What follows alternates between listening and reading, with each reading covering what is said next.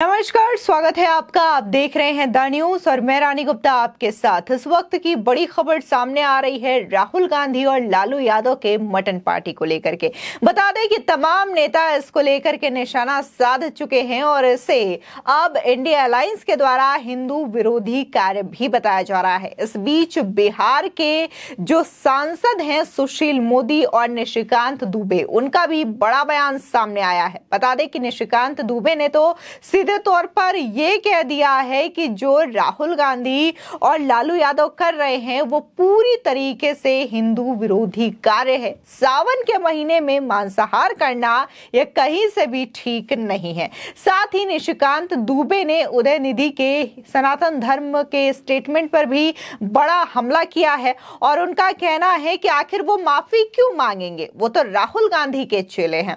आपको बता दें दूसरी ओर जो बीजेपी से सांसद हैं सुशील मोदी, उन्होंने भी इस मटन पार्टी को लेकर के करारा हमला किया है। उनका कहना है कि राहुल गांधी और लालू यादव का सावन के महीने में मीट खाना और जो स्टालिन के बेटे हैं उदयनिधि, उनके द्वारा सनातन धर्म पर इस तरीके से टिप्पणी करना यह संयोग नहीं है बल्कि पूरी तरीके से राजनीतिक प्रयोग है। आपको बता दें कि जब से मुंबई में इंडिया अलायंस गठबंधन की जो मीटिंग हुई है उसके बाद से ही कई सारे उनके नेताओं के द्वारा ऐसे बयान दिए जा रहे हैं या फिर ऐसे कार्य किए जा रहे हैं जो कि आम जनता को तो रास नहीं आ रहे हैं। साथ ही जो सत्ता पक्ष के लीडर्स हैं उन्हें भी ये बात पसंद नहीं आ रही है। फिर चाहे वो लालू यादव और राहुल मटन रेसिपी का जिक्र हो, मटन पार्टी हो, या फिर जो उदयनिधि के द्वारा सनातन धर्म को लेकर के दिया गया स्टेटमेंट हो। बाद में भी मीडिया ने उनसे सवाल पूछा उदयनिधि से और उनका यह कहना था कि वो जो बयान उन्होंने दिया है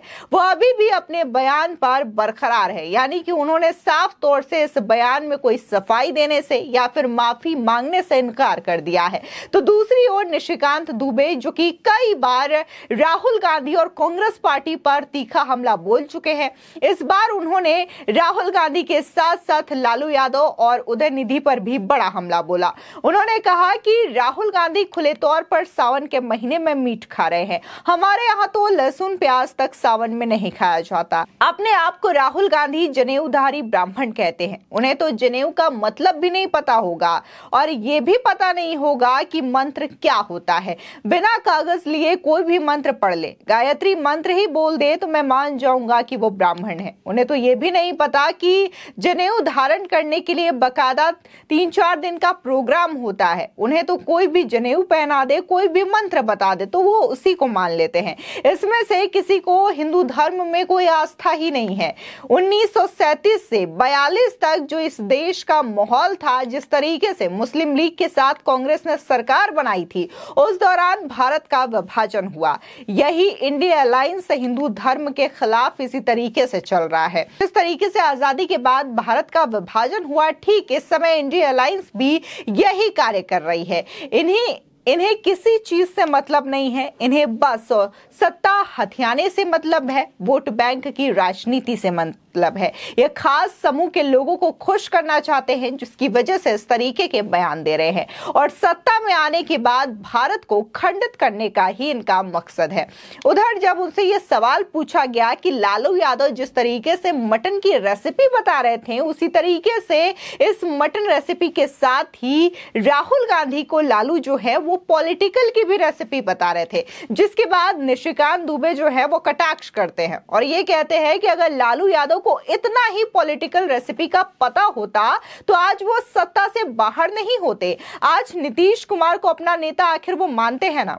1995-96 में इन्हीं नीतीश कुमार को पटना यूनिवर्सिटी में बेइज्जत करवा दिया, सियाही फेंकवा दिया। आज उसी नीतीश कुमार के सामने लालू जो है नतमस्तक है। उधर तमिलनाडु के मुख्यमंत्री एमके स्टालिन के बेटे उदयनिधि स्टालिन के बयान पर भी लगातार राजनीति गरमाई है। इसे लेकर के देश के अलग अलग नेताओं के बयान आ चुके हैं। इस बीच बीजेपी सांसद निशिकांत दुबे ने भी उदयनिधि स्टालिन के सनातन धर्म पर दिए गए बयान पर प्रतिक्रिया व्यक्त की है। उन्होंने उदयनिधि के साथ साथ कांग्रेस नेता राहुल गांधी पर भी जमकर निशाना साधा।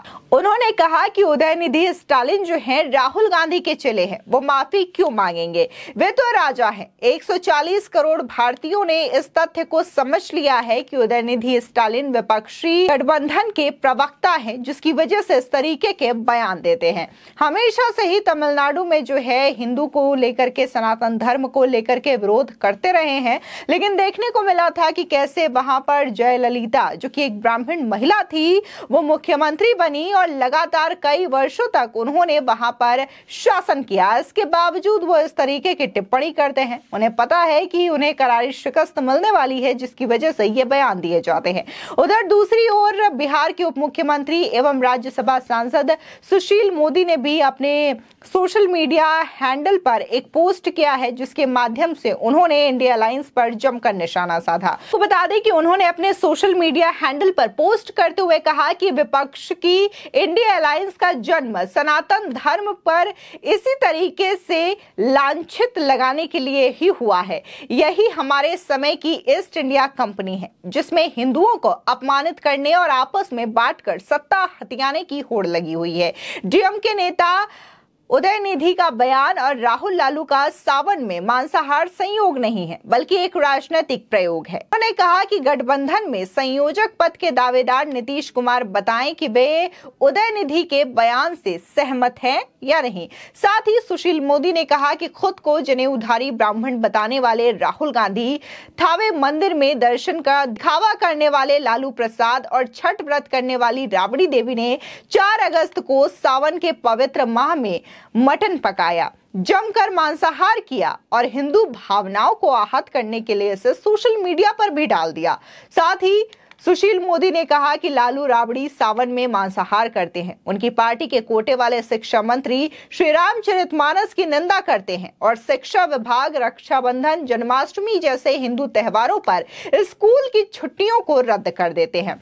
सुशील मोदी ने निशाना साधते हुए कहा कि क्या राहुल गांधी और लालू प्रसाद यादव में हिम्मत है कि वे किसी दूसरे धर्म के पवित्र महीने में जन भावना को ठेस पहुंचाने वाला कोई काम करके उनका वीडियो सोशल मीडिया पर डाल सके। उन्होंने कहा कि तमिलनाडु के मुख्यमंत्री स्टालिन के पुत्र उदयनिधि ने सनातन धर्म को समाप्त करने की बात हिंदू अपमान और मुस्लिम तुष्टीकरण की पॉलिटिकल लाइन पर कही है।